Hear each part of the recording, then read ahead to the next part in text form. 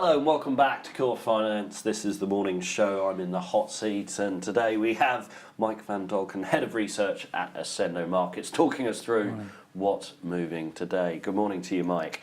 Well, let's start off with the key headlines. Overnight we've had the Alabama Senate election, UK unemployment data that's just out, and expected FOMC rate hike. Anything big and major moving the markets today? It's actually a busy day in terms of news or overnight news, but actually we're seeing the standard kind of holding off, wait and see ahead of a major bank, major central bank update. Indeed, not just one, but we've got three between now and tomorrow. So it's kind of steady as she goes. No huge moves on the major indices. That said, there's some nice interesting moves amongst the share prices we might discuss later. Well, let's actually have a look at those now. I mean, let's start off with Dixons Carphone. An update to the market. We had a profits warning in the summer, but shares trading up this morning. What's driving this? I think it's the expectations of self-help. I mean, the shares gave up 20%, our profits warning in, I think, late August, and very recently they were down as much as kind of 50% since the summer.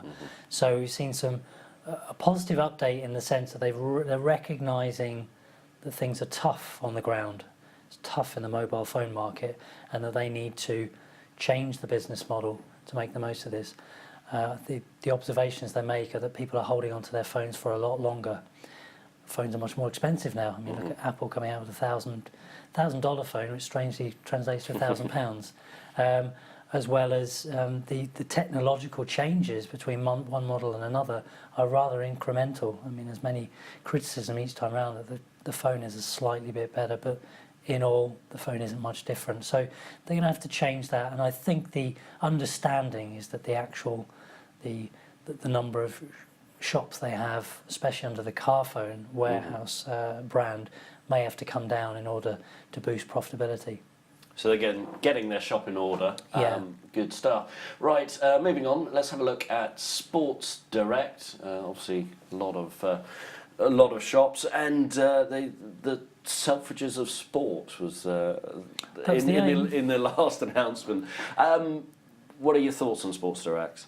I mean, it's always been. I mean, it's still around, I think, is the main thing. I mean, how many years has it been around? We've all been shopped there as, our younger days, needing some emergency sportswear for football after work. It's always there. It's always there to rescue you. But it's not without its kind of structural issues, not just within the store format and its identity. As you said, the Selfridges of Sport, that's quite a claim to go for, and it's never really been delivered on. All the while you've got the man at the top who's kind of doing this, that and the other. We're never really sure what his next move is going to be, and for some people that's just a bit too much. And with regards to, I mean, let's have a look at the share price with regards to an underperform from one of the brokers. Now, moving from hold to underperform, target 290 from 265. Is this Jefferies as well saying we just don't really kind of understand where it's going and what's going on? Well, yeah, and it looks more of a short-term, even a trading move, because the target's been moved up and yet the recommendation's been moved down. So I guess the view over the short to medium term has changed a little bit for them. Perhaps we saw much stronger than expected inflation yesterday. That's a burden for the UK consumer. The pound still technically is far lower than it was, which is keeping those inflationary pressures high. And we've had a rate hike. We're not expecting many more, but the consumers struggling. I know this is at the lower end of the spectrum in terms of consumer offering, but some of these things aren't exactly necessary purchases. In which case, if we hold off on them, they might struggle under the weight. And I think the key thing is the identity. They really need, at this stage, really need to move towards what are we actually doing, where are we going. There were some purchases recently of some brands, but it's a bit of a mishmash of many brands. Good stuff. And talking about inflation and interest rate hikes, I mean, how will Barclays react to a Fed rate hike? Is this positive for Barclays? I'm not sure anyone will really react, given that I think it's pretty much 100% priced in. It was 98.3% yesterday, it's 100% today. Nobody expecting the Fed not to deliver on their third rate hike for the year, which was as they said they would.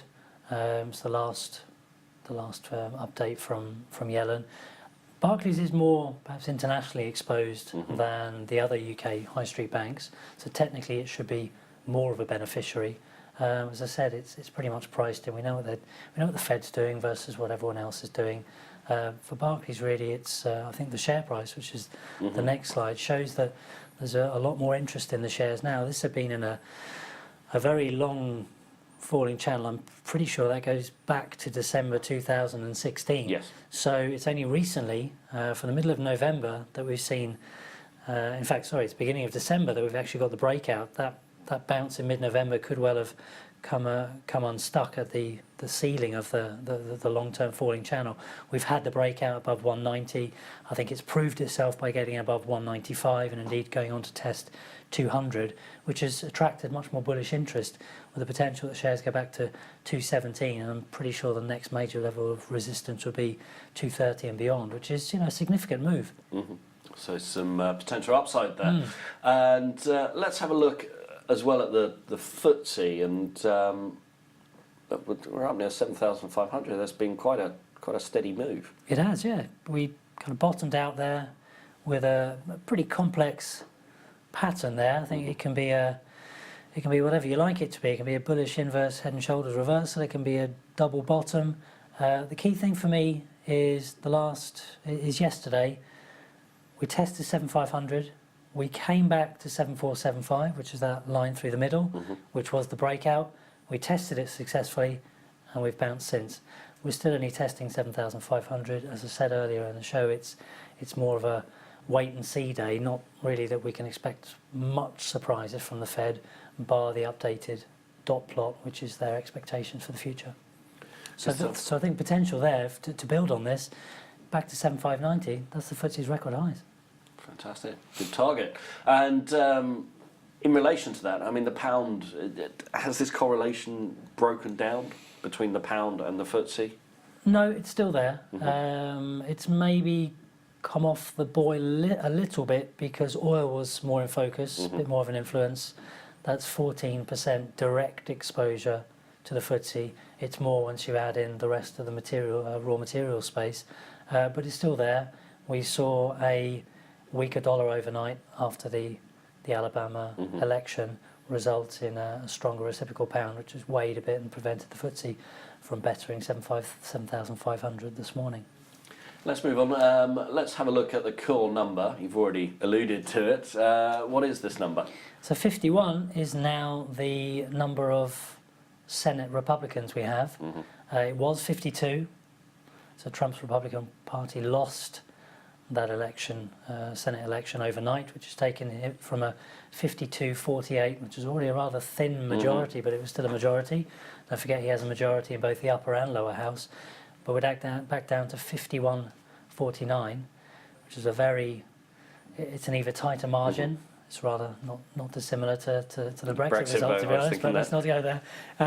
So this could put President Trump in a more tenuous position. Would it temper his policies, do you think? No, I don't think anything will derail where he wants to go.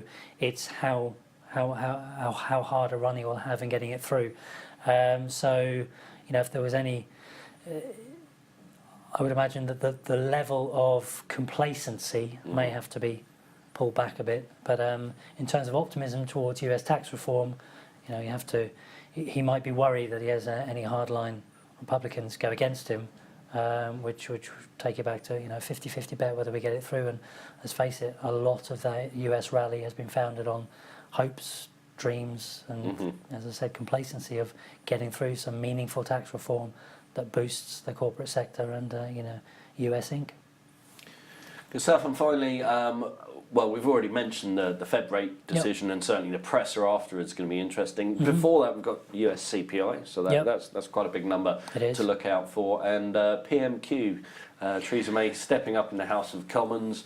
How do you think she'll fare? It's going to be another tough week for her. Last week certainly wasn't easy, although I think she came out she came out of it with the upper hand.